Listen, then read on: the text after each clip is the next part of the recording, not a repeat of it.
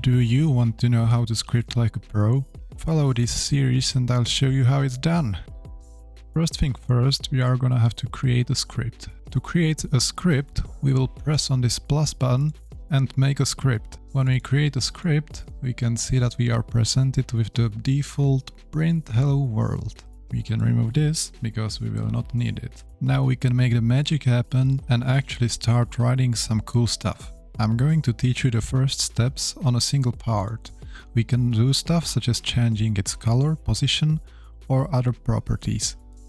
To make a part, we can go over to the workspace instance and press the plus button again and search for a part to create a part. Now we have a part and we can do some stuff with it. Now, if I launch the Studio playtest, we will notice that it's just a regular part and there is nothing unusual about it and nothing cool about it yet. We can change this very quickly by writing a script. If you select the part in your Explorer, you will notice there are tons of properties in this properties window that we can edit from the script. To do so, we first need to find a path to the part. Our part is under the workspace instance, so we can access it by writing workspace.part, and now we can change its property. Let's start by changing its transparency. To change its transparency, we can do dot transparency.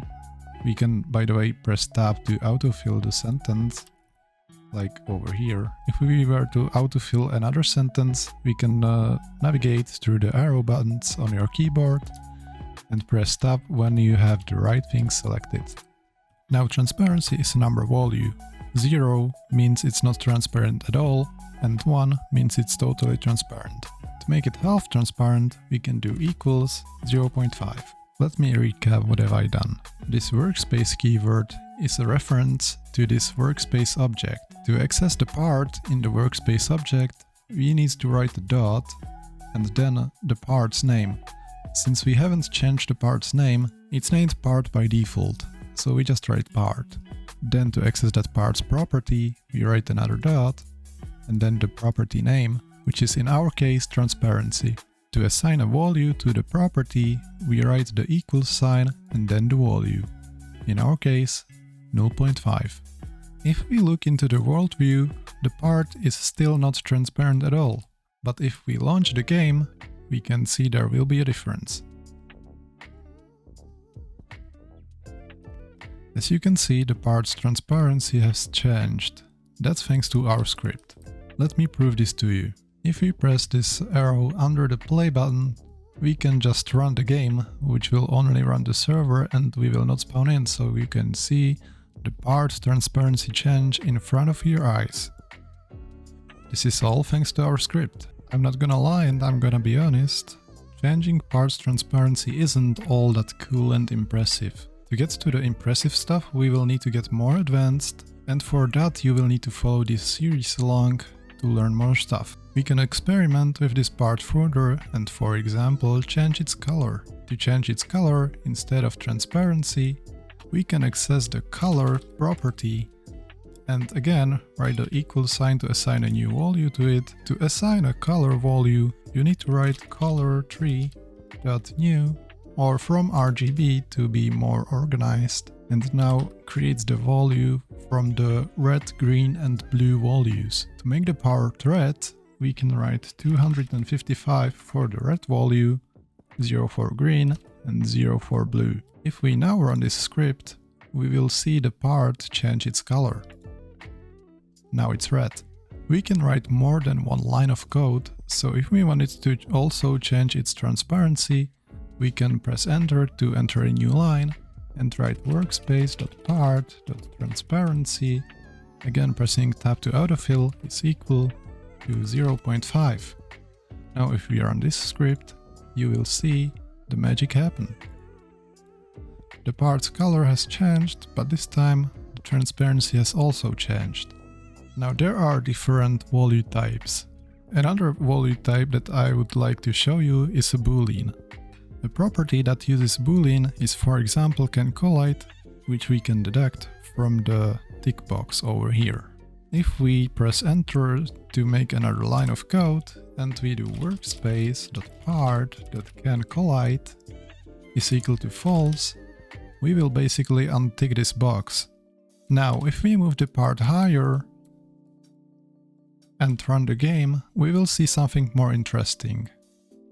The part will fall and it will fall through the ground because the collisions are disabled. If we didn't disable the collisions, in other words, didn't write this line, I can remove it to show you what it would do. If we run the game, the part will just fall and it will not fall through the ground. But if we add back that line by pressing Ctrl Z, we will see that the part falls through the ground again. There he goes.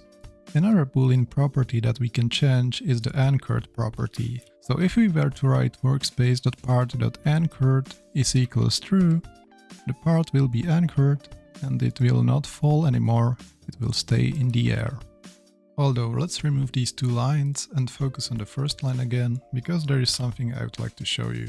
If we had multiple parts that need their color changed, it would be quite annoying to always write color.fromRGB 225 and whatever. So instead of writing this thing all the time, we can use a variable to store this inside of it so we don't have to write it out. And it's also very much easier to change, because if you, for example, had 10 parts and you'd like to change their color, instead of changing the color for every single part, you can change the variable and that will basically affect all 10 parts.